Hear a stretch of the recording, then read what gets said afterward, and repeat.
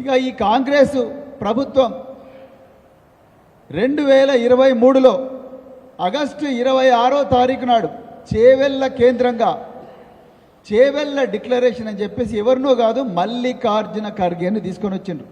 AICC president ఆయన. ఈ దేశంలో మేము ఏఐసిసిని ఒక ఎస్సీ సామాజిక వర్గానికి చెందిన వ్యక్తిని మేము ఏఐసిసి ప్రెసిడెంట్గా చేసిన చూడండి అని చూపించుకోనికే మల్లికార్జున ఖర్గే చేసిండ్రు. ఆ మల్లికార్జున ఖర్గే చేతుల మీదుగా చేవెళ్ళ డిక్లరేషన్ చేసిండ్రు.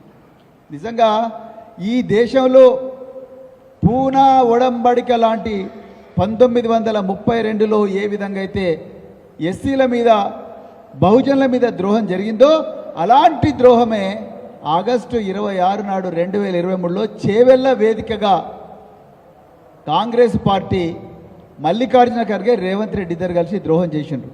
అయ్యా మీరు ఆ రోజు ఎస్సీలకు ఏమని చెప్పిండ్రండి? మీరు 12 అంశాలతోని ఒక చేవెళ్ళ డిక్లరేషన్ పెట్టిండ్రు. ఎస్సీలకు 12 లక్షల ఆర్థిక భరోసా, ఒక్క పైసా రాలేదు ఇంతవరకు. కేసీఆర్ గారు దళిత బంధు కింద 10 లక్షల రూపాయలు ఇస్తామంటే మీరు 12 లక్షల రూపాయలు ప్రామిస్ చేసిండ్రు. ఒక్క పైసా కూడా ఇంతవరకు ఇవ్వలేదు. ఎస్సీ కార్పొరేషన్లో సంక్షేమ భవన్లో అధికారులందరూ కూడా ఈగలు చెప్తా ఉన్నారు, వాళ్ళ చేతికి పని లేదు. ఒక్క పైసా కూడా మీరు ఇంతవరకు ఎస్సీ కార్పొరేషన్కి ఇవ్వలేదు.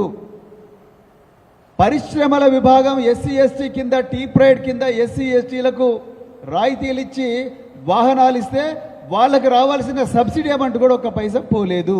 పోయింటే ఒక లెక్కలు ముందర పెట్టండి. ఎస్సీ కార్పొరేషన్ నుంచి ఎంతమంది ఎస్సీలకు ఇప్పటి వరకు కూడా మీరు రుణాలు ఇచ్చిండ్రు? ఒక్క ఎస్సీ కన్నా ఇచ్చిండ్రా చూపియండి.